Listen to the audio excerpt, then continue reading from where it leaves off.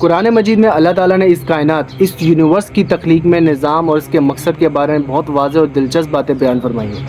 ان کا خلاصہ کچھ پوائنٹس میں یوں دیکھا جا سکتا ہے کہ اللہ تعالیٰ فرماتا ہے کہ یہ کائنات خود بخود نہیں بنی، بلکہ اس نے ایک مخصوص مقصد کے ساتھ اس کائنات کو پیدا فرمایا۔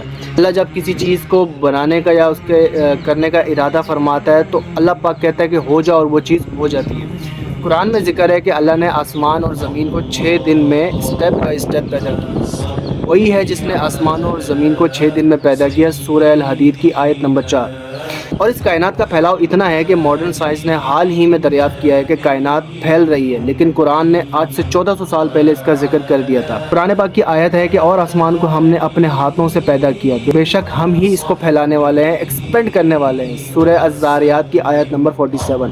اللہ پاک کہتا ہے کہ کائنات کے نظام میں کہیں بھی کوئی خرابی یا جھول نہیں ملے گا، ہر چیز ایک حساب اور ایک بیلنس میں موجود ہے۔ سورہ ملک میں اللہ تعالیٰ فرماتے ہیں کہ تم رحمان کی تخلیق میں کوئی بھی شگاف یا کوئی بھی ڈیفیکٹ نہیں پاؤ گے، دوبارہ نظر ڈالو، کیا کوئی دراڑ نظر آتی ہے؟ سورج، چاند، ستارے سب اپنے مدار میں ایک آربٹ کے اندر تیر رہے ہیں اور کوئی ایک دوسرے سے بھی نہیں ٹکراتا۔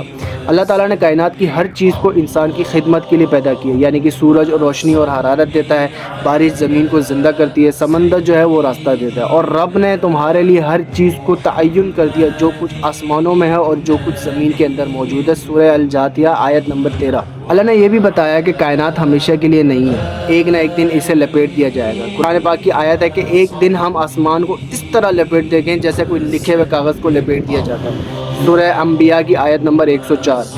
اور اس پوری بات کا خلاصہ میں صرف ایک ہی بات سے کہنا چاہوں گا کہ اللہ کے مطابق کائنات ایک کتاب کی طرح ہے، ہر نشانی انسان کو اس کے خالق حقیقی تک لے کر جاتی ہے۔ اللہ چاہتا ہے کہ انسان کائنات پر غور و فکر کرے تاکہ وہ ایک ایمان کی حقیقت تک پہنچ سکے۔